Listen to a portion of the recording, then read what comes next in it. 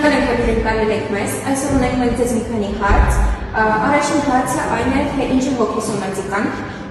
Հոգեսոմատիկան բոլոր տեսակի մարմնական խնդիրներն են, որոնց պատճառը հոգի քնի դաշտում է։ Այս ներքին կոնֆլիկտներից առաջանում են մարմնական խնդիրներ։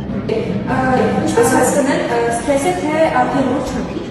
Սթրեսը դա լարվածություն է, մենք անդադ սթրես ապրում ենք, հիմա դուք եք այս զրույցի ժամանակ սթրես եք ապրում, ես եմ լարված եմ։ Դա սթրեսն է լարվածություն, բայց հոգեկան լուրջ խնդիրները արդեն տարբեր շերտեր ունեն։ Նևրոտիկ բնույթի խնդիրներ, սահմանային բնույթի խնդիրներ եւ պսիխոտիկ բնույթի խնդիրներ։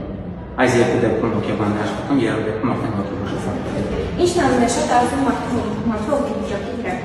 Շատ գործոններ կան արտաքին միջավայրը, այն սննդակարգը, որ ընկնում է սթրեսի ասում է, բայց ամենաշատը հարաբերությունները հարազատների եւ այլ մարդկանց հետ։ Այսինքն մարդը հարաբերությունների մեջ է դրսևորում իր հոգեկան խնդիրները եւ ստանում շատ տრავմաներ։ Ինչպես է ձևավորվում ինքնագնահատականը դեռ մանկությունից։ Մանուկ ժամանակ, երբ որ երեխային այլ ասում է դու դեբիլ ես,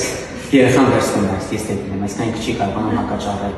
Ու երբ որ ինքը մեծանում է նույնիսկ խանջարեղ մարդ լինի, ինքը մտածել է, որ իր հետ ինչ-որ բան չի։ Այսինքն մորից չի ստացել այդ, որ դու լավն ես, դու կարող ես։